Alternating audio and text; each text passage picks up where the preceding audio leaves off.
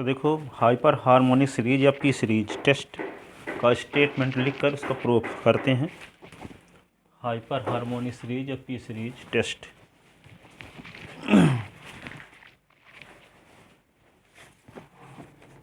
State and proof hyper harmonic series और P series. ज़्यादा famous नाम पी सीरीज है, उसका दूसरा नाम हाइपर हार्मोनिक सीरीज है। तो state and proof P series test or hyper harmonic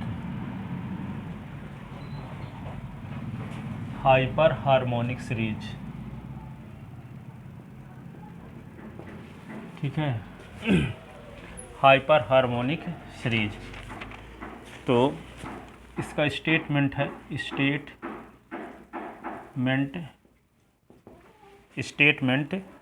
the infinite series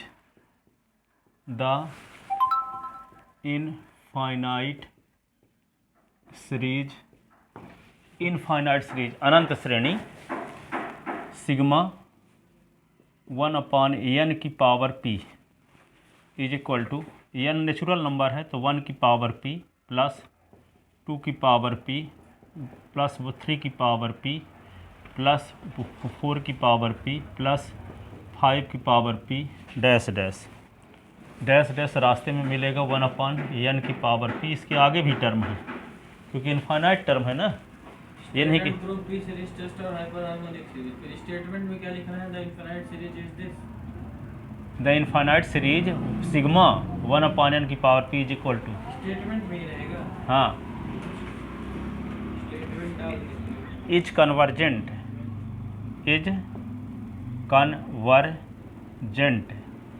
convergent होगा कब? इफ p का मान बड़ा हो 1 से, एंड डाइवर्जेंट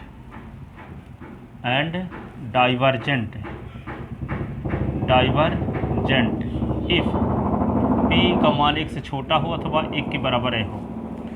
p का मान जब 1 से बड़ा रहेगा इस सीरीज में तो ये सीरीज क्या होगी? कन्वर्जेंट होगी। अब p का मान 1 के बराबर होगा अथवा p का मान 1 से छोटा होगा तो सीरीज क्या होगी? डाइवर्जेंट। ये प्रूव करके दिखाना है। तो यहाँ पे देखते हैं case first when p is greater than 1 then first term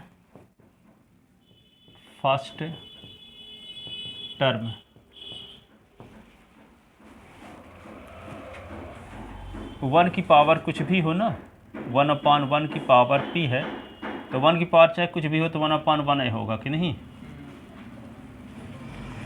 ठीक है। सम ऑफ नेक्स्ट टू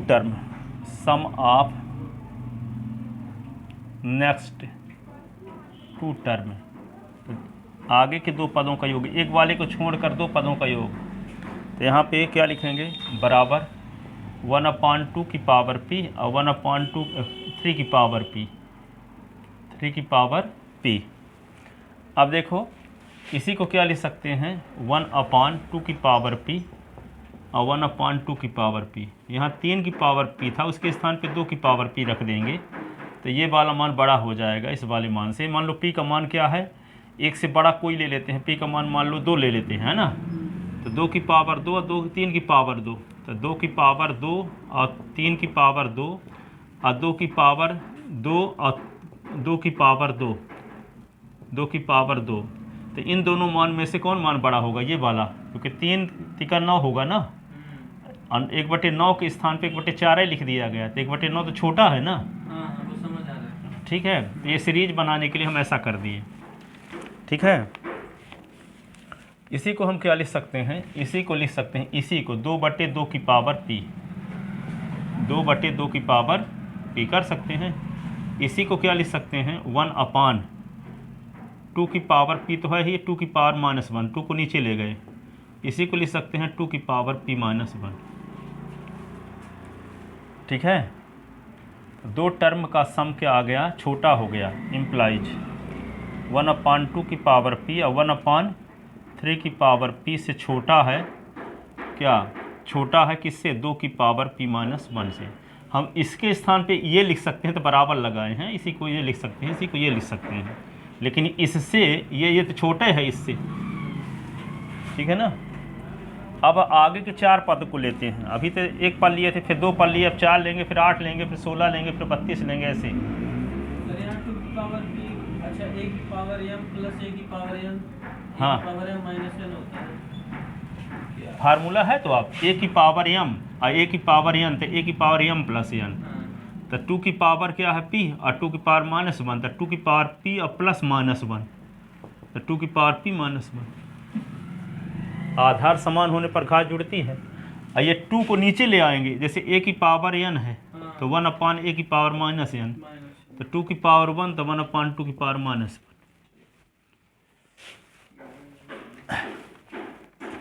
ठीक है। अब sum of next 4 term, sum of next 4 term, अभी 2 टर्म लिए थे ना टर्म, तो क्या लिखेंगे, इज इक्वल टू 1 अपान 3 के आगे 4 ना था, 4 की पावर p, 5 की पावर p, 6 की पावर p, 7 की पावर p। ठीक है। अब ये 5 की पावर p के स्थान पे 4 की पावर p लिखेंगे, 6 की पावर p के स्थान पे 4 की पावर p लिखेंगे, 7 की पावर p के स्थान पे 4 की पावर p लिख देंगे, तो वे मान बड़ा हो जाएगा। हाँ, इन लोगों से बड़ा होगा।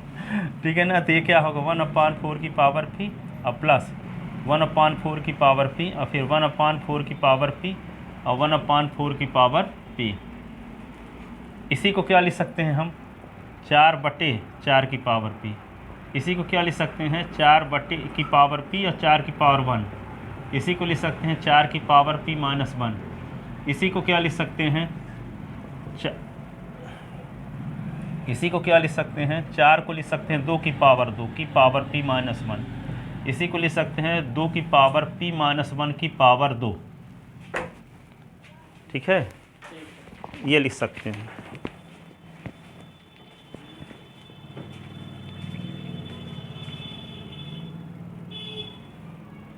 ठीक है ना, इतना समझ में आ रहा है ना। अब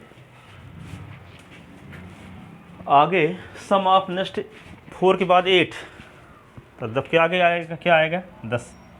sum of next 8 term, 8 term, तो क्या लिखोगे, 1 अपान 8 की पावर p ना, 1 अपान 9 की पावर p, ये कहाँ तक जाएंगे, 1 अपान 15 की पावर p तक जाएंगे। इन सब को लिखेंगे क्या, 1 अपान 8 की पावर p सबको लिखेंगे, 1 अपान 8 की पावर p, 1 अपान 8 की पावर p, 1 अपान 8 की पावर p, 8 बार रहेगा, 1 अपान 8 की पावर p,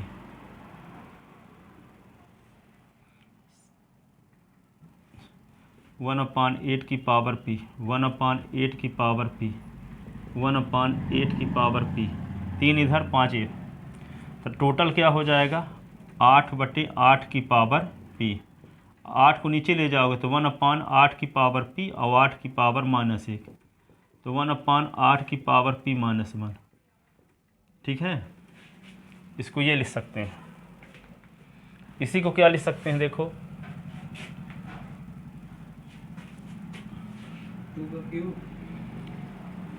1 अपान 2 की पावर 3 की पावर p माइनस 1। इसी को लिख सकते हैं 1 अपान 2 की पावर p माइनस 1 की पावर 3। देखो यहाँ 2 की पावर p माइनस 1 की पावर 2 और 2 की पावर p माइनस 1 की पावर 3, तो आगे क्या आएगा, आप 2 इंटू p माइनस 1 की पावर 4, 2 की पावर p माइनस 1 की पावर 4 आएगा आगे, ऐसे करते जाएंगे। तो इनफाइनाइट सीरीज क्या किस प्रकार का रूप धारण करेगी, देखो यहाँ पे इसको दिखाते हैं, लिख ले।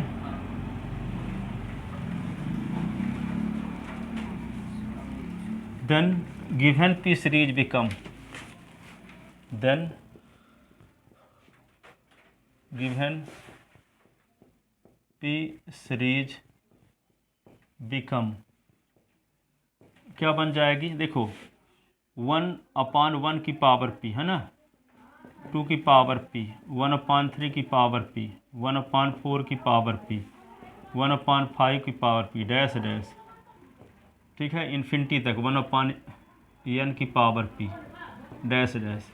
ये लेस देन, पहला तो 1 ही रहेगा, ये 1/2 की पावर p - 1, फिर 1/2 की पावर p - 1 का स्क्वायर, 1/2 की पावर p - 1 का क्यूब, ऐसे आता ही जाएगा, एक अनंत सीरीज बन जाएगी, एक इनफाइनाइट जीपी बन जाएगी, है ना।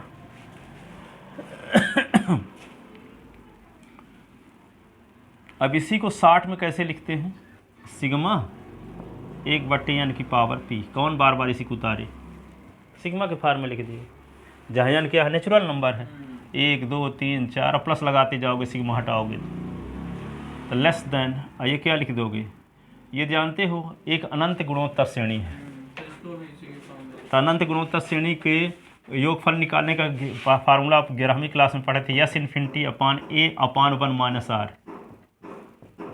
- r, जहाँ a क्या है फर्स्ट टर्म, और r क्या है कॉमन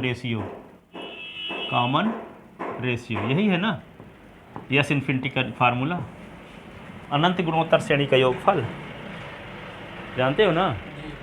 तो यस इन्फिनिटी का फार्मूला लगाओगे तो a अपान क्या लिखोगे 1 - r, तो यहाँ where a is equal to क्या है, a is equal to first term, common ratio r is equal to क्या होगा, दूसरे पद में पहले पद को भाग दो, 1/2 p - हाँ 1/2 की पावर p - 1, ये r होगा, इसमें वैल्यू पुट करो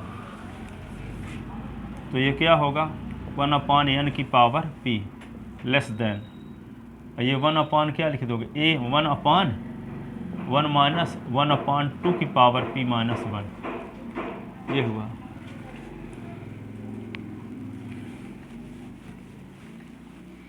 तो ये क्या आएगा, सिग्मा 1/n की पावर p, इसको क्या लिख देंगे, इसके नीचे 1, तो 1/LCM आया 2 की पावर p - 1, तो 2 की पावर p - 1 - 1, तो इसको क्या लिख सकते हैं, सिग्मा 1/n की power p is less then, ये क्या होगा 2 की पावर p - 1 ऊपर चला गया, और 2 की पावर p - 1, 2 की पावर p - 1, ये आ गया, है ना।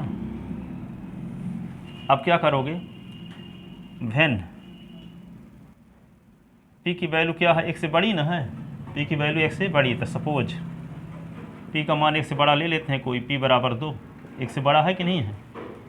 अब विचार करते हैं कि 2 की पावर क्या है p - 1 है कि नहीं है, तो यहाँ पे सिग्मा 1/n की power p is less then 2 की पावर 2 - 1 बटे 2 की पावर 2 - 1 बटे 1, इसको क्या लिख सकते हैं, सिग्मा 1/n की power p is less then, तो 2 की पावर 2 से 1 निकाल तो 2 ही रहेगा ना, और नीचे 2 से 1 निकालो तो 1, 2 की पावर 1, तो 2 - 1, इसी को हम क्या लिख सकते हैं, इसी को हम ये लिख सकते हैं, तो सिग्मा 1/n की power p is less then 2/1, ठीक है, तो 1/n की power p is less then 2, ये कहने का मतलब p सीरीज जो थी उसके सभी पदों का, अनंत पदों का जो योगफल होगा एक 2 से कम होगा, 2 से कम होगा, इसका मतलब इन्फिनिटी होने का चांस नहीं है, है ना, अथाह राशि नहीं आएगी, 2 से कम है योगफल, इसका मतलब फाइनाइट और यूनिक क्वांटिटी इसका सम आएगा, तो सीरीज क्या होगी, कन्वर्जेंट, ठीक है।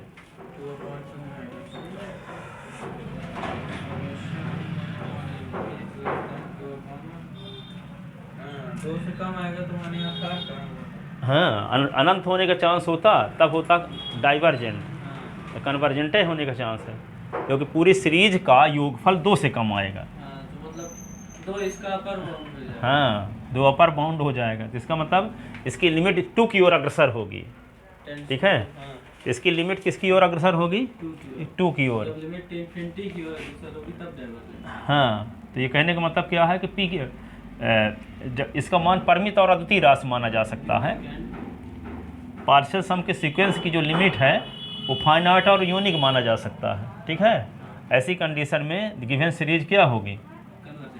कन्वर्जेंट।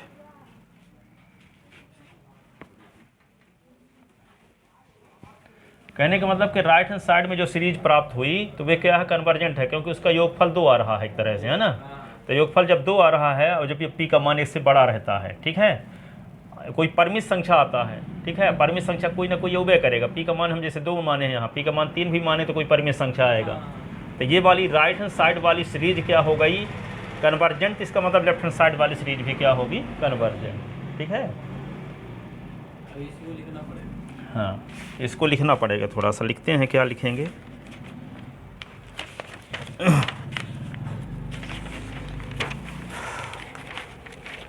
इसका नाम रख लेते हैं इक्वेशन फर्स्ट। ठीक है, और कहीं तो नहीं लिखे हैं ना first?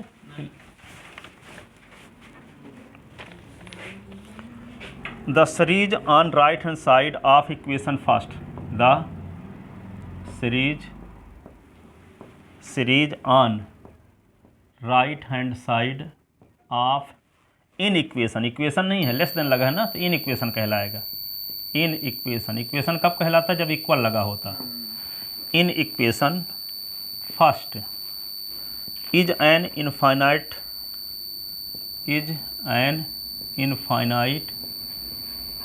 GP, infinite GP whose common ratio,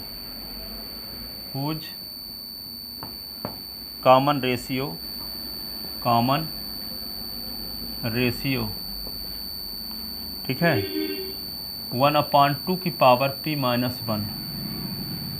अब p का मान जैसे मान लो r बराबर जिसको बोल सकते हैं 1/2 की पावर p माइनस 1। अब r का मान क्या ले लें? एक से बड़ा r, हाँ, p का मान 1 से बड़ा लेना है ना, तो p बराबर 2 जब लिए तो r की वैल्यू आपको बताएं 2 की पावर हो जाएगा 2 माइनस 1, ऐसे ना, p माइनस 1, तो r इज इक्वल टू होगा 1/2 की पावर 2। तो जब r कॉमन रेशियो की वैल्यू, कल थ्योरम बताए थे, जब r की वैल्यू -1 और 1 के बीच हो तो सीरीज क्या होती है? जीपी सीरीज क्या होती है? कन्वर्जेंट होती है, कल बताए थे ना। और r का मान जब 1 से बड़ा होता है तो डाइवर्जेंट होती है।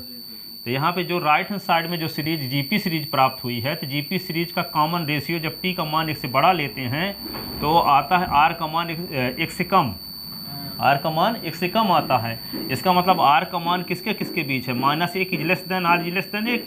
तो जब इस सीमा के अंदर r का मान आता है तो जीपी सीरीज क्या होती है? जीपी सीरीज कन्वर्जेंट होती है। तो राइट हैंड साइड में जो जीपी सीरीज बनी है वे कन्वर्जेंट सीरीज है। तो इसका मतलब लेफ्ट हैंड साइड वाली भी क्या होगी? कन्वर्जेंट। राइट हैंड साइड वाली जो होगी उसी प्रकार की लेफ्ट हैंड साइड वाली भी होगी। ठीक है, तो r की वैल्यू इस सीमा के अंदर है। कल हम बताए थे यदि कोई जीपी सीरीज है जिसमें कॉमन रेशियो की वैल्यू -1 और 1 के बीच होती है तो वह सीरीज क्या होती है? कन्वर्जेंट होती है। ठीक है ना, इसलिए जो इन इक्वेशन फर्स्ट के राइट हैंड साइड में जो जीपी सीरीज है वह क्या होगी? कन्वर्जेंट होगी, क्योंकि r की वैल्यू -1 और 1 के बीच ही आएगी। जब हम p की वैल्यू 1 से बड़ी लेंगे तो p की वैल्यू 1 से बड़ी लेंगे तो r की वैल्यू -1 और 1 के बीच आएगी। ठीक है, तो इन इक्वेशन फर्स्ट के राइट हैंड साइड में जो जीपी सीरीज बनी है वह सीरीज कन्वर्जेंट होने की वजह से लेफ्ट हैंड साइड वाली भी सीरीज क्या होगी? कन्वर्जेंट होगी।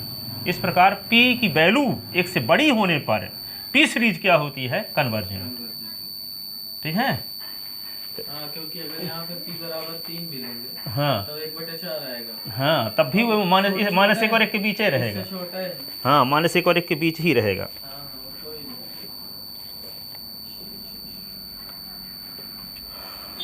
तो hence the series on right hand side of equation in equation first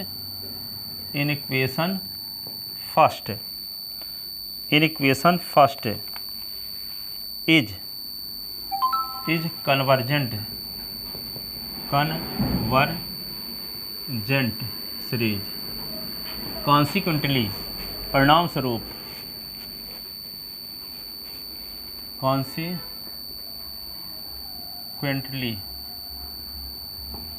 ठीक है, consequently the given series is the given series is also convergent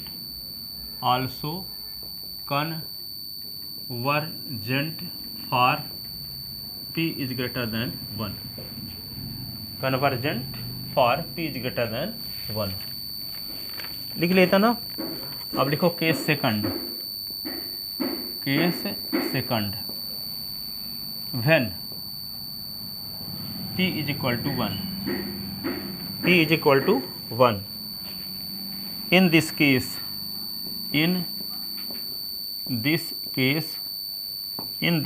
the given series is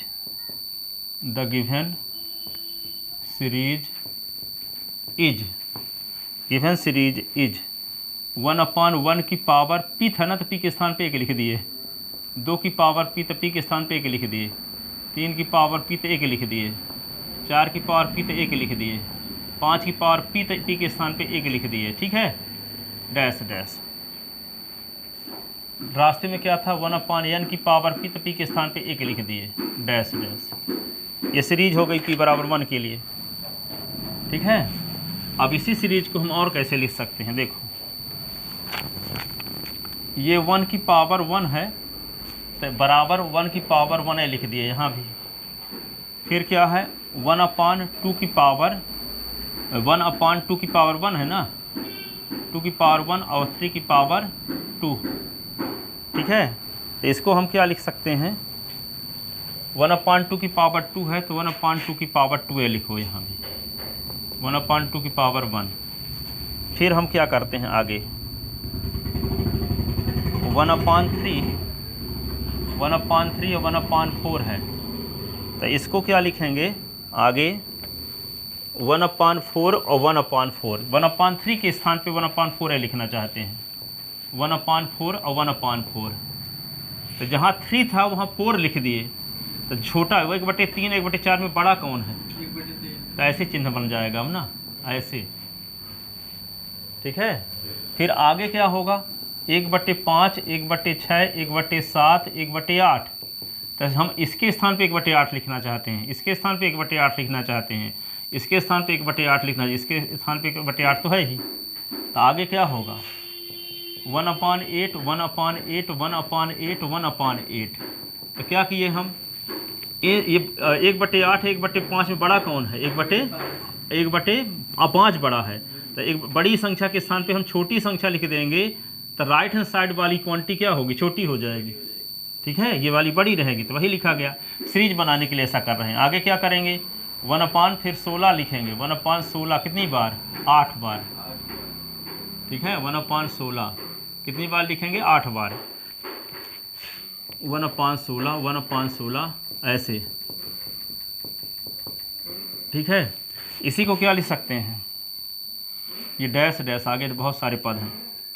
तो 1/1 1/2 1/3 1/4 dash dash, ऐसे is greater then. इसको लिख सकते हैं 1, इसको लिख सकते हैं 1/2, इसको लिख सकते हैं क्या 2/4, इसको लिख सकते हैं 4/8, इसको लिख सकते हैं 8/16। आगे क्या लिख सकते हैं 16/32 लिख सकते हैं ना, ऐसे 32। और इसके आगे क्या लिख सकते हैं 32/64, ऐसे आता ही जाएगा कि नहीं समझ में आई बात। ये इसको तो उतार दिए, एक तो क्या एलसीएम लेंगे तो 4 आएगा, तो 2/4। इसमें क्या होगा 4/8। आगे क्या होगा 8/16। आगे 16, फिर क्या होगा, और पद लिखते जाए ऐसे 32/64 डैश डैश। तो 1/2 प्लस 1 प्लस 1/2 है ना, 1 प्लस 1/2 प्लस 1/3 1/4 डैश डैश। ये पी सीरीज है, जब पी का मान 1 लिए हैं तब ये प्राप्त हुई है ना, डैश डैश। यहाँ क्या आएगा 1 + 1/2, ये काट दोगे तो 1/2 यहाँ भी आ जाएगा कि नहीं, 1/2। 4 एकम 4 दूना, 8 एकम 8 दूना, 16 एकम 16 दूना, 32 एकम 32 दूना, आता जाएगा 1/2 1/2 1/2 1/2 डैश डैश। ठीक है, इसकी इन्फिनिटी तक जाएगा ये। अब इसको क्या लिख सकते हैं 1 + 1/2 + 1/3 + 1/4 प्लस डैश डैश, ये ग्रेटर देन। इसको क्या करें, इसके पार्शियल सम का सीक्वेंस बना लें। देखो n पदों का सीक्वेंस बनाते हैं, तो n पदों में से क्या करें, एक पद को छोड़कर बाकी सब 1/2 हैं। इसके हम n पद लेते हैं ना, तो इसके n पद लेंगे तो एक पद को छोड़ करके बाकी सब 1/2 हैं। ठीक है, तो यदि मान लो 100 + 1 लोगों को 50-50 पैसे देंगे, कितना खर्च होगा? 100 + 1 लोगों को 100 - 1 लोगों को 50-50 पैसे देंगे, कितना खर्च होगा? ज़्यादा ना होगा सर? 49.5, है ना, 49.5 रुपये होगा, है ना। एक आदमी घट गया। हाँ, तो वही क्या है कि यहाँ पे n पदों का योगफल हमको निकालना है, पार्शियल सम का सीक्वेंस बनाना है। और पार्शियल सम का सीक्वेंस एशियन बनाएंगे, एशियन की जिस प्रकार का होगा पार्शियल सम का सीक्वेंस, जिस लेवल का होगा उसी लेवल की सीरीज भी होगी। ठीक है, क्या कल बताए थे, कल परसों बताए थे कि पार्शियल सम का सीक्वेंस बनाते हैं और वे सीक्वेंस जिस लेवल का होता है वो सीरीज भी उसी लेवल की होती है। 2 सीरीज बन गई, एक लेफ्ट हैंड साइड में है, एक राइट हैंड साइड में। तो राइट हैंड साइड वाली सीरीज जिस प्रकार की होगी वो लेफ्ट हैंड साइड वाली भी उसी प्रकार की होगी। तो राइट हैंड साइड वाली सीरीज की कन्वर्जेंट का टेस्ट करने के लिए क्या करें, इसके n पदों का योगफल निकाल लें। तो n पदों का योगफल निकालने के लिए एक पद को छोड़कर बाकी सब 1/2 हैं। ठीक है, तो एक को छोड़ दो पहले, अब n पदों को जोड़ना था, तब n-1 पदों को जोड़ो, इसको मिला दोगे तो n हो ही जाएगा। ठीक है, तो यहाँ पे 1/2 1/2 1/2 कितनी बार ले लें, n-1 बार ले लें, एक तो एक है ही ना। तो यहाँ पे क्या होगा, n-1 × 1/2 आएगा। 1/2 1/2 5 बार जोड़ोगे तो 5 × 1/2, 1/2 1/2 17 बार जोड़ो तो 17 × 1/2, तो 1/2 1/2 n-1 बार जोड़ोगे तो n-1 × 1/2, 1/2 1/2 49 बार जोड़ो तो 49 × 1/2। जोड़ेंगे तो n आ ही जाएगा। हाँ, तो ये n-1 पदों का योगफल इतना हुआ, एक पद और जोड़ देंगे तो n पदों का योगफल हो जाएगा। इसी को हम एशियन कहेंगे। ठीक है, इसका मतलब क्या हुआ, यहाँ पे एशियन = हो जाएगा 1 + n-1 × 1/2। ये पार्शियल सम का सीक्वेंस बन गया। ठीक है, राइट हैंड साइड एक सीरीज थी, इनफाइनाइट सीरीज। तो किसी इनफाइनाइट सीरीज के कन्वर्जेंट डाइवर्जेंट के टेस्ट करने का क्या तरीका आप पहले दिन बताए थे कि उसके पार्शियल सम का सीक्वेंस बना लेते हैं। अब पार्शियल सम का सीक्वेंस जिस लेवल का होगा इनफाइनाइट सीरीज भी उसी लेवल की होगी। ठीक है, इसके n पदों का योगफल करेंगे, तो n पदों का योगफल निकालने के लिए एक पद को छोड़कर बाकी सब 1/2 हैं। तो n-1 पदों का योगफल निकाल करके एक जोड़ देंगे। ठीक है, तो इसका मतलब n-1 पदों का योगफल आ जाएगा ये। तो n पार्शियल सम का एक सीक्वेंस बन गया। अब ये सीक्वेंस जिस लेवल का होगा उसी लेवल की ये राइट हैंड साइड वाली सीरीज भी होगी, और जिस लेवल की राइट हैंड साइड वाली सीरीज होगी लेफ्ट हैंड साइड वाली सीरीज भी उसी लेवल की होगी। ठीक है, तो यहाँ देखते क्या है कि इसका यदि n टेंड टू इन्फिनिटी करेंगे, देखो तो यहाँ पे n इन्फिनिटी होगा तो इन्फिनिटी से घटेगा तो इन्फिनिटी ना आएगा, और इन्फिनिटी में 2 का भाग दें तो इन्फिनिटी ना आएगा, इन्फिनिटी में जोड़ भी दोगे तो इन्फिनिटी रहेगा। तो पार्शियल सम का सीक्वेंस क्या है, डाइवर्जेंट सीरीज है, डाइवर्जेंट सीक्वेंस है। तो जब डाइवर्जेंट सीक्वेंस पार्शियल सम का सीक्वेंस है तो गिवन सीरीज भी क्या होगी, राइट हैंड साइड वाली डाइवर्जेंट होगी, तो लेफ्ट हैंड साइड वाली सीरीज भी क्या होगी, राइट हैंड साइड वाली डाइवर्जेंट होगी। हाँ, तो ये भी डाइवर्जेंट होगी जब p की वैल्यू 1 के बराबर हो। यही हमें सिद्ध भी करना था कि p का मान 1 के बराबर होने पर p सीरीज क्या होती है, डाइवर्जेंट है। अब 1 से बड़ा होने पर कर दो। अब 1 से कम होने पर आप देखेंगे इसके बाद, है ना। इतना लिख लिए इतना, तो ये क्या है, here limit n tend to infinity एशियन, तो क्या होगा, limit n tend to infinity 1 + n-1/2। तो ये क्या आएगा, 1 + इन्फिनिटी -1/2, तो 1 + इन्फिनिटी/2, तो 1 + इन्फिनिटी = इन्फिनिटी। इसका मतलब हम ऐसे लिख सकते हैं, इसी को डायरेक्ट लिख सकते हैं, tend to infinity as n tend to infinity. n का मान अनंत की ओर अग्रसर होने पर इसका मान किसकी ओर अग्रसर हो रहा है, किसकी ओर अग्रसर हो रहा है, किसकी ओर? अनंत की ओर। अनंत की ओर हो रहा है ना, जा रहा है। ठीक है। सो ये इसका सीरीज का नाम क्या रख लें? 2। So right hand side, series of right hand side of in equation second. So series of right hand side of in equation second is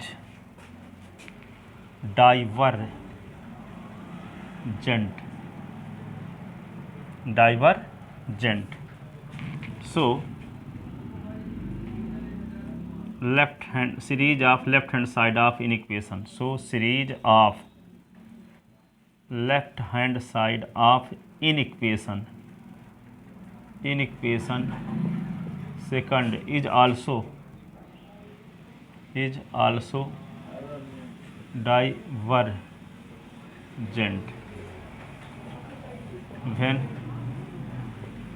अब फिर आगे लिख सकते हो therefore given P series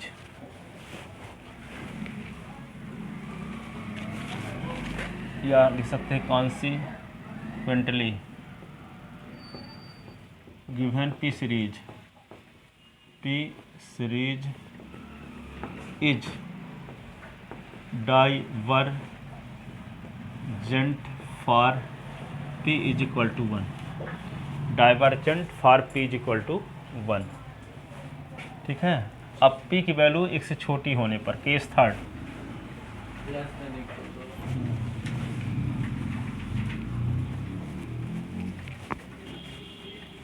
case third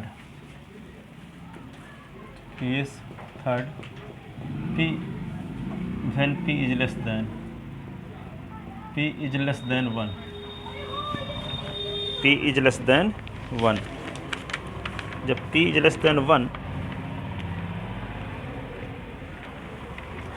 तो इसको क्या लिख सकते हो आप?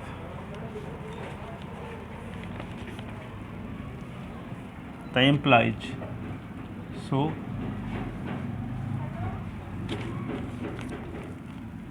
टू की पावर P छोटा होगा 2 से। P का मान लो 1 से छोटा कोई मान ले लो, P का मान लो -1 लेते हैं, तो 2 की पावर -1 हो गया, तो 2 की पावर -1 1/2 होगा, तो 1/2 छोटा है ना 2 से कि नहीं? ठीक है। तो जब P का मान 1 से छोटा लेंगे तो 2 की पावर P छोटा होगा 2 से, 3 की पावर P छोटा होगा 3 से, 4 की पावर P छोटा होगा 4 से, 5 की पावर P छोटा होगा 5 से, डैश डैश ऐसे होगा। इसी को हम क्या ले सकते हैं, इसका उल्टा कर दें। जैसे मान लो कि 5 बड़ा है या 5 छोटा है 10 से, ठीक है, तो 1/5 और 1/10, तो ये क्या होगा 1/5 बड़ा होगा 1/10। उल्टा कर देने से, चिन्ह उल्टा हो जाएगा कि नहीं? तो यहाँ पे इसके बटे 1 है, तो इसको क्या लिख सकते हैं 1/2 की power P is greater then 1/2 कि नहीं? उल्टा कर देंगे तो 1/3 की power P is greater then 1/3, 1/4 की power P is greater then 1/4, 1/5 की power P is greater then 1/5, ये होगा। Therefore the given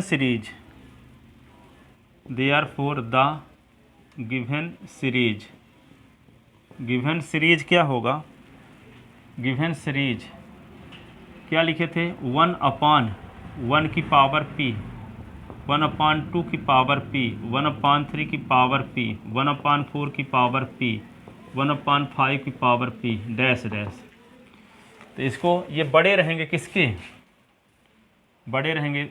यहाँ पे तो ये क्या होगा 1/1 का उल्टा 1 होता है ना, तो 1 लिख लो। फिर क्या लिखोगे 1/2, 1/3, 1/4, 1/5, डैश डैश। जैसे 1/2 की पावर P बड़ा हो गया 1/2 से। हाँ, ये तो बराबर वाला है ना, तो इधर वाला तो सब बड़े नहीं है ना, तो इसमें 1 जोड़ दिए, इधर भी 1 जोड़ दिए, तो चिन्ह तो वही रहेगा। नहीं, तो 1/2 की पावर -1। हाँ, तो क्या आएगा इसमें -1/2 आएगा। तो 1/2 की पावर -1 तो 2 हो जाएगा ना, ऊपर जाएगा तो ऊपर जाएगा 2 हो जाएगा, 1/2 से 2 बड़ा हो जाएगा। हाँ। ठीक, यही पूछा। हाँ ठीक है, ये और लिख सकते हैं। हाँ, अब देखो इसको सेकंड कंडीशन से क्या लिख सकते हैं, ये इससे भी छोटी राशि कौन सी है? इससे भी छोटी राशि। हाँ,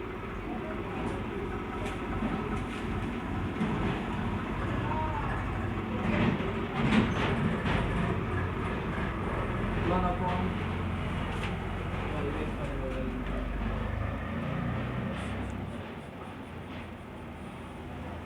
नहीं, इसको हम क्या लिख सकते हैं इसके पहले वाली सीरीज से, इससे बड़ी लिखे थे ना, 1+1/2 लिखे थे, 1/3 के स्थान पे 1/2 लिखेंगे ना, 1/2 ऐसे, प्लस 1/4 1/4 और 1/4 और 1/4 ऐसे लिखेंगे हैं? अब फिर क्या लिखेंगे? 1/8 देते 8 बार।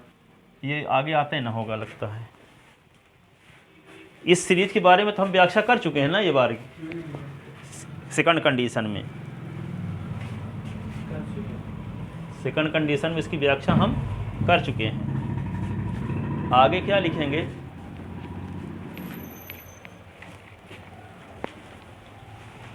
इसको आगे हम क्या लिखेंगे? 1/8 1/8 1/8 कितनी बार? 8 बार। हाँ, 1/16 16 बार। ऐसे आता ही जाएगा है ना। 100 आने चाहिए। तो ये वाली इससे बड़ी ये है ना। इस सीरीज की व्याख्या कर चुके हैं कि ये सीरीज क्या है, ये सीरीज क्या है? डाइवर्जेंट। डाइवर्जेंट। तो ये भी डाइवर्जेंट होगी। जब ये डाइवर्जेंट होगी तो ये भी क्या होगी? डाइवर्जेंट। इसमें वही पिछली वाले का अप्लाई कर देना, हाँ, तो यहाँ पे क्या लिख दोगे? इसीलिए उस सीरीज को यहाँ भी लिख ले। 2 की पावर p 1/1 की पावर p 1/2 की पावर p 1/3 की पावर p 1/4 की पावर p 1/5 की power p is greater then 1+1/2 1/3 1/4 1/5 dash dash is less then, ये क्या होगा? 1+2/2, यही ना, 2/2। इसको क्या लिख सकते हैं? 4/4। इसको क्या लिख सकते हैं? 8/8। इसको क्या लिख सकते हैं? आगे लिखेंगे 16/16। और इसको क्या लिख सकते हैं ऐसे?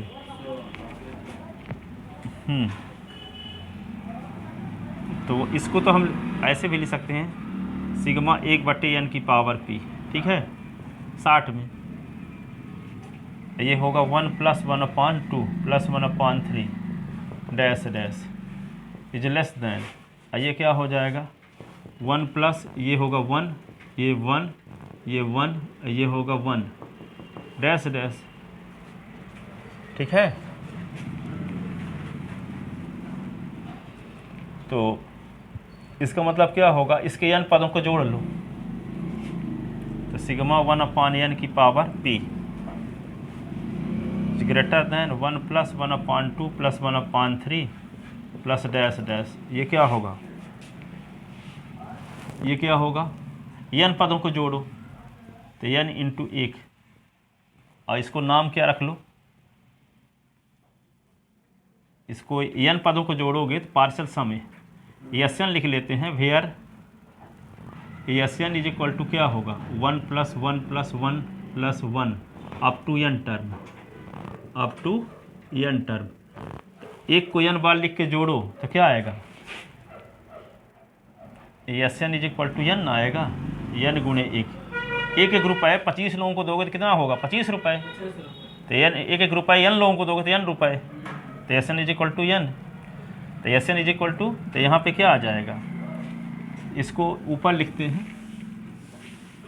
तो लिमिट सिग्मा 1/n की power p is greater then 1+1/2 1/3 dash dash, और ये क्या होगा? लेस देन ये होगा n, ठीक है। जी।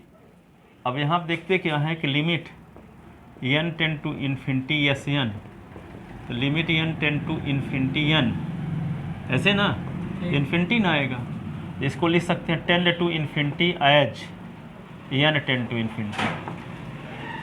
इसका मान जो आ रहा है, पार्शियल सम का जो सीक्वेंस बन रहा है वो किसकी ओर अग्रसर हो रहा है, इन्फिनिटी की ओर, ठीक है। तो implies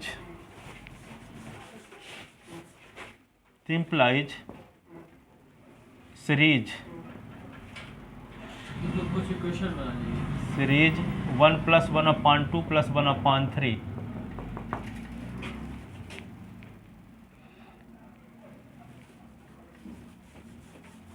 implies series 1 + 1 + 1 + dash dash infinity is, ये क्या हो गया, डाइवर्जेंट। डाइवर्जेंट, जब ये डाइवर्जेंट हो गया तो ये भी सीरीज भी डाइवर्जेंट होगी।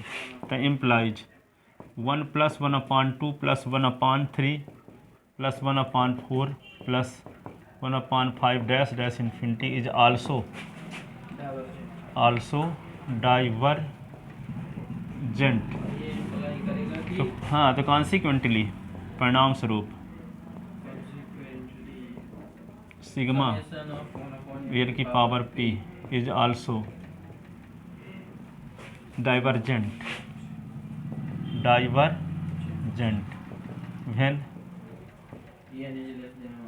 when p is less than 1 या for p is less than 1। तो p की वैल्यू 1 से छोटी होगी तब भी डाइवर्जेंट, और p की वैल्यू 1 के बराबर तब भी डाइवर्जेंट, बस 1 से बड़ी होगी तब कन्वर्जेंट।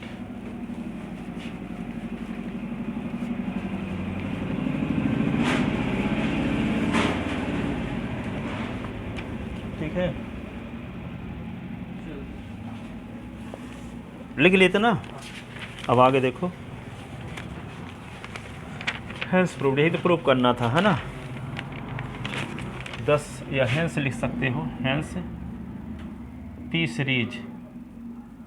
सीरीज सिग्मा 1/n की power p is convergent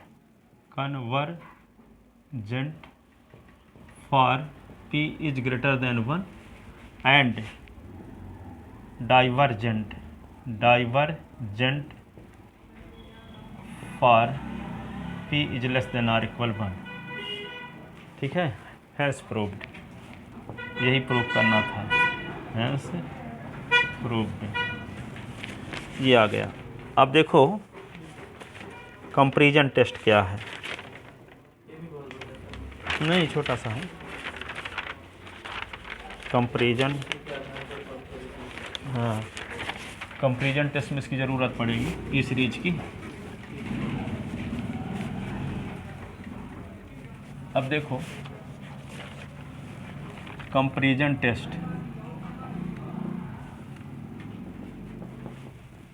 comparison test ये है, if sigma n from 1 to infinity un and sigma n from 1 to infinity vn, दो इनफाइनाइट सीरीज हैं, एक un और vn, are two series of positive term, are two infinite series of positive term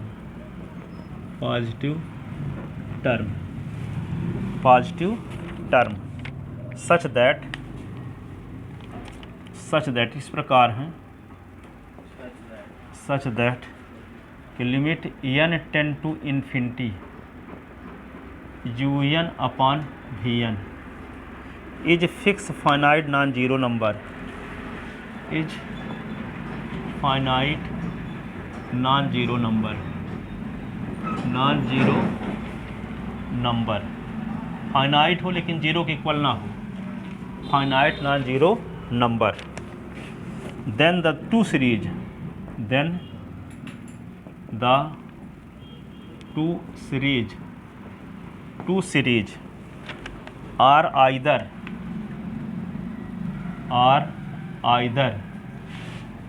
both convergent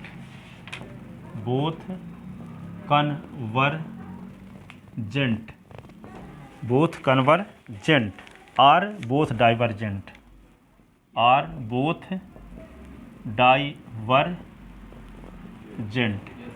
कहने के बाद दोनों जब इसका नॉन फाइनाइट हो और नॉन जीरो वैल्यू हो, तो यदि वीएन कन्वर्जेंट है तो यूएन भी कन्वर्जेंट होगी, और वीएन डाइवर्जेंट है तो यूएन भी डाइवर्जेंट होगी। हाँ, तो हम वीएन की व्याख्या कर लेंगे और वीएन की व्याख्या पी सीरीज से करेंगे, और पी सीरीज से वीएन की व्याख्या हो जाएगी, और वीएन जिस लेवल की होगी उसी लेवल की यूएन भी होगी। ठीक है, वीएन की व्याख्या करने के लिए क्या करेंगे, हम पी सीरीज का उपयोग करेंगे, और पी सीरीज की मदद लेकर के हम वीएन की व्याख्या कर सकेंगे। वीएन किस लेवल की सीरीज है, जिस लेवल की वीएन होगी उसी लेवल की यूएन भी होगी, और यूएन गिवन सीरीज है, और उसकी मदद से हम सहायक सीरीज बनाएंगे V N, sigma N from 1 to infinity V N, इसकी मदद से बनाएंगे। ठीक है, और इसके कन्वर्जेंट का टेस्ट करेंगे, और कन्वर्जेंट का टेस्ट करने के लिए पी सीरीज का उपयोग करेंगे। अब पी की वैल्यू क्या होती है, एक से अधिक रहेगी, तो पी सीरीज से ये सहायक सीरीज क्या हो जाएगी, कन्वर्जेंट, तो दी गई सीरीज भी कन्वर्जेंट हो जाएगी। अब पी की वैल्यू यदि 1 से कम है अथवा 1 के बराबर है तो पी सीरीज टेस्ट से वीएन क्या हो जाएगी, डाइवर्जेंट हो जाएगी, तो गिवन सीरीज भी डाइवर्जेंट होगी कंपैरिजन टेस्ट से। ठीक है, तो गिवन सीरीज से वीएन कैसे निकालेंगे, गिवन सीरीज से वीएन कैसे निकालेंगे, देखो तो यहाँ पे लिखो method to find V N, method to find V N की वैल्यू निकालने के लिए विधि। तो जैसे मान लो यूएन बराबर ऐसे आपको दिया है, कैसे दिया है, a1 एन की पावर p, a2 एन की power p minus 1, a3 n की power p minus 2 dash dash, और नीचे क्या है b1 एन की पावर q, b2 एन की पावर q माइनस 1, b3 और एन की पावर q माइनस 3। तो सबसे बड़ी पावर एन की यहाँ क्या है, अंश में न्यूमरेटर में एन की पावर p, और सब तो छोटी है ना उससे, और नीचे एन की सबसे बड़ी पावर एन की पावर q है। तो इन गुणांक को छोड़ देते हैं, एन की सबसे बड़ी पावर को ले लेते हैं। तो वीएन इज इक्वल टू जब निकालेंगे तो क्या लिखेंगे, a1 को भी छोड़ देंगे, इन सभी पदों को भी छोड़ देंगे, एन की सबसे बड़ी पावर भर को ले लेंगे, तो एन की पावर p ले लेंगे, यहाँ एन की पावर q ले लेंगे, फिर क्या करेंगे, एन की पावर p को नीचे ले जाएंगे। तो एन की पावर q तो पहले से है, एन की पावर p धरा है तो माइनस में हो गया, तो 1 अपान क्या आ गया, एन की पावर q माइनस p। तो ये वीएन मिल गया आपको, और जब वीएन मिल गया तो फिर क्या निकालेंगे आप, ये निकालोगे limit n tend to infinity और यूएन अपॉन वीएन निकालेंगे, इसकी लिमिट। और ये क्या आनी चाहिए, नॉन जीरो फाइनाइट नंबर आना चाहिए, क्या आना चाहिए, नॉन जीरो फाइनाइट नंबर आना चाहिए, फाइनाइट नंबर, तब कंपैरिजन टेस्ट लगाया जा सकेगा। ठीक है, then we apply comparison test, then we apply the comparison test, ऐसी कंडीशन में कंपैरिजन टेस्ट अप्लाई करेंगे। ठीक है, तो वीएन निकालते समय क्या करेंगे, यूएन में न्यूमरेटर में एन की सबसे बड़ी पावर अपॉन डिनोमिनेटर में एन की सबसे बड़ी पावर ले लेंगे, उसके पहले जो गुणांक रहेंगे वो सब छोड़ देंगे। देखो यहाँ पे गुणांक a1 था ना, a1 नहीं लिखे हैं, एन की पावर p भर लिखे हैं, और एन की पावर q लिखे हैं, जबकि एन सबसे बड़ी पावर है न्यूमरेटर में, और एन की पावर q सबसे बड़ी पावर है, तो सबसे बड़ी पावर को लिख लेंगे, बाकी सबको छोड़ दिए, उसके पहले गुणांक भी नहीं लिखे हैं, a1 कहाँ लिखे, अब a1 कहाँ लिखे। ठीक है, तो ये इस प्रकार से वीएन निकाला करेंगे। ठीक है, एक सिंपल सा क्वेश्चन लेते हैं तो बात समझ में आएगी। ठीक है, लिखो test,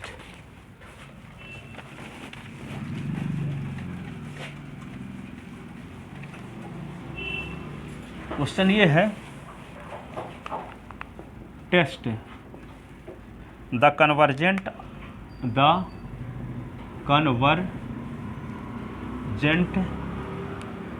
and divergent of the series, convergent और डाइवर्जेंट ऑफ द सीरीज। तो सीरीज क्या है, 1/2 √2/5 √3/8 डैश डैश, यहाँ पे लिखा √n/n² + 1 प्लस डैश डैश। ये सीरीज है, कन्वर्जेंट है कि डाइवर्जेंट? डाइवर्जेंट है, चेक करना है। 2n मिल गया, इससे vn निकालें। हाँ, सलूशन देखो here sigma UN n from 1 to infinity को क्या लिख सकते हैं, sigma n from 1 to infinity UN के स्थान पर √n/n² + 1, ऐसे ना। इसी सीरीज को ऐसे लिखा जा सकता है सिग्मा के फॉर्म में। तो यहाँ UN = क्या मिल गया, √n/n² + 1। अब UN से VN निकालना है। ठीक है। तो VN के लिए क्या करते थे, UN के न्यूमरेटर में n की सबसे बड़ी पावर वाले टर्म को लिखो, तो n की सबसे बड़ी पावर √n है, और डिनोमिनेटर में n की सबसे बड़ी n², बाकी सब छोड़ देंगे, बाकी सब छोड़ देंगे। तो VN = क्या हुआ, n की पावर 1/2 और नीचे n की पावर 2, तो इसको लिख सकते हैं 1/n की पावर 2, n की पावर 2 और n की पावर 1/2 को नीचे ले आओ तो n की पावर -1/2, यही ना। ठीक है। तो बेस की सेम है तो पावर जुड़ेगी ना, तो n की पावर क्या लिखेंगे, 2 - 1/2, तो 1/, क्या हुआ, 2 की पावर n की पावर 3/, n की पावर क्या हुआ, 3/2 हुआ। ठीक है। ठीक है। अब हम क्या निकालते हैं, limit n tend to infinity UN/VN निकाल के ये चेक करते हैं कि इसकी value finite non zero number आती है कि नहीं। यदि फाइनाइट नॉन जीरो नंबर आएगी तभी कंपैरिजन टेस्ट लगाया जा सकेगा। ठीक है। ठीक है। तो limit n tend to infinity UN की वैल्यू क्या लिख दोगे, √n/n² + 1। अब भागे VN की वैल्यू क्या है, 1/n की पावर 3/2, यही ना। तो क्या करें हम, limit n tend to infinity √n/n² + 1, भाग को गुणम बदल लो तो n की पावर 3/2/1 हो गया। ठीक है। अब इसी को क्या लिख सकते हैं, limit n tend to infinity, n की पावर क्या हुआ 1/2 इंटू n की पावर 3/2 n² + 1। अब बेस सेम होने पर पावर जुड़ती ना है, तो इसी को क्या लिख सकते हैं, limit n tend to infinity n की पावर 1/2 + 3/2 अपान क्या होगा n² + 1, ऐसे होगा। अब इसी को क्या लिख सकते हैं हम, limit n tend to infinity, ये हो जाएगा n की पावर 1/2 तो 4/2 होगा, तो n² आएगा कि नहीं आएगा, ठीक है। अपान n² + 1। अब क्या करेंगे, limit n tend to infinity, n² है नीचे, n² कॉमन ले लो तो 1 + 1/n², n² से n² कट भी गया तो क्या हो गया, ये limit n tend to infinity 1/1/n²। तो इसको क्या लिख सकते हैं, 1 + 1/∞ का स्क्वायर। तो 1/1 इन्फिनिटी का स्क्वायर इन्फिनिटी होता है, 1 में इन्फिनिटी का भाग तो 0, तो 1 आ गया। तो 1 नॉन जीरो फाइनाइट नंबर है कि नहीं है, बिल्कुल। तो यहाँ पे आ गया आपका limit n tend to infinity UN/VN की वैल्यू 1 आई है, which is finite non zero number, finite non zero number. So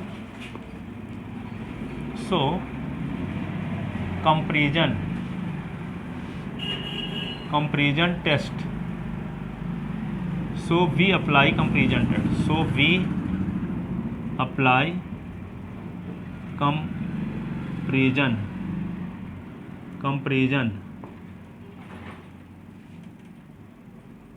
comparison test.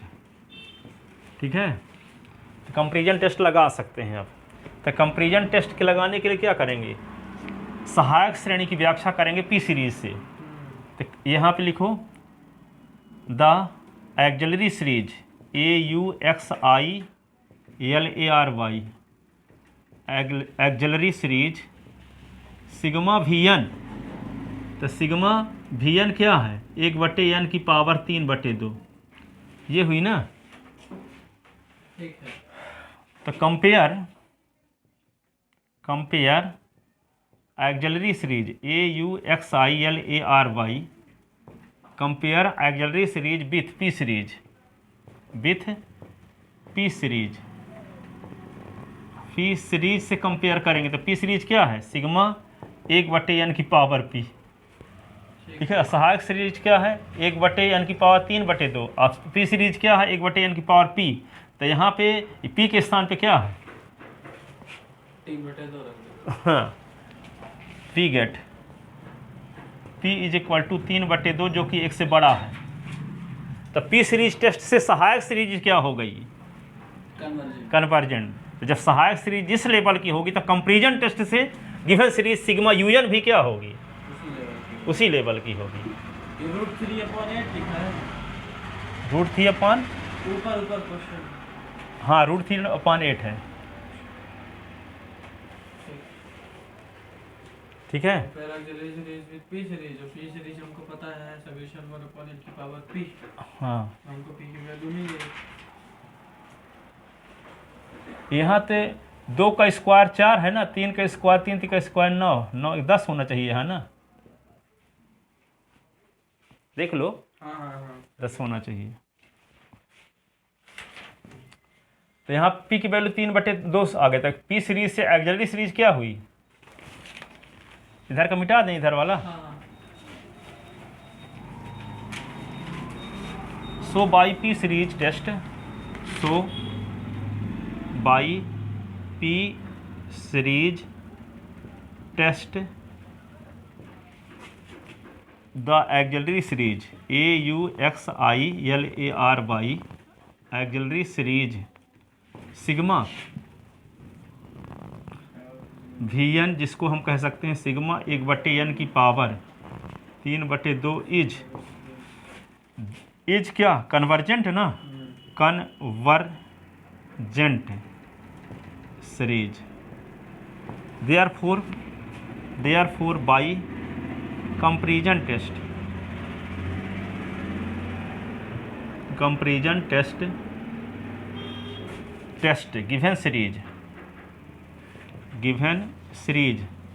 Given series का नाम क्या है? Sigma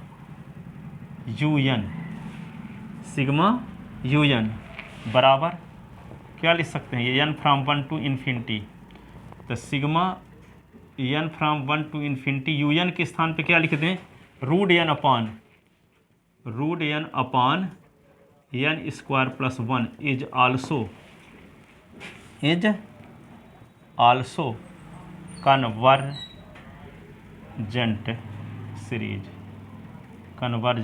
series. समझ में आई बात? जो सीरीज दी रहेगी तो उसका हम जो nth टर्म होगा उसको UN से दर्शा लेंगे, और उस सीरीज को हम इस प्रकार से लिख सकते हैं sigma n from 1 to infinity UN। वो शॉर्ट नेम हो गया गिवन सीरीज का। अब इस गिवन सीरीज की मदद से हम क्या बना लेंगे? सहायक सीरीज। ठीक है, सहायक सीरीज। तो UN के अंश में n की सबसे बड़ी पावर और हर में n की सबसे बड़ी पावर भर को लिख लेंगे तो VN बन जाएगा। फिर क्या निकालेंगे? UN/VN की लिमिट। और UN/VN की लिमिट निकाल कर देखेंगे कि फाइनाइट और नॉन जीरो नंबर आती है कि नहीं। यदि फाइनाइट नॉन जीरो नंबर आ गई तो कंपैरिजन टेस्ट लगाया जा सकता है। तो कंपैरिजन टेस्ट लगाया जब जा सकता है तो हम सबसे पहले सहायक श्रेणी को कंपेयर करेंगे P सीरीज से। जो सहायक श्रेणी है उसको तुलना किससे करेंगे? P सीरीज से। तो P की वैल्यू को पता चल जाएगा। किसकी वैल्यू पता चलेगा?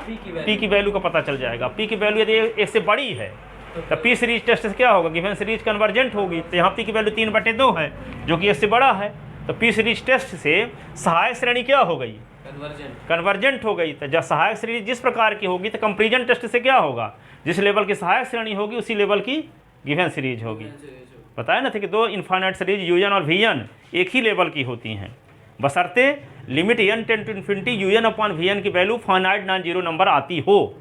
तो हम ये दिखा दिए यहाँ के फाइनाइट नॉन जीरो नंबर आती है, 1 आया है। U N upon V N की लिमिट की वैल्यू, हाँ। ठीक है। तो जिस लेवल की वी एन होगी उसी लेवल की यू एन भी होगी। तो वी एन की व्याख्या तो पी सीरीज ने कर दिया। तो पी सीरीज की मदद से हम ये कह पाए कि सिग्मा वी एन जो सहायक श्रेणी है वे कन्वर्जेंट है, तो गिवन सीरीज भी कंपैरिजन टेस्ट से क्या हो जाएगी, कन्वर्जेंट। ठीक है, है 1 इंच का डाउट कहीं, ठीक है ना। तो जितना बताया सबका यूज, इस प्रकार बहुत सारे क्वेश्चन अभी बताए जाएंगे इस पर आधारित। ठीक है, जाओ तो कल 9 बजे आना, ठीक है। टेस्ट है 9 से 11। 2 घंटा लगेगा मुझको। हाँ, ये भी रहेगा, वो भी रहेगा।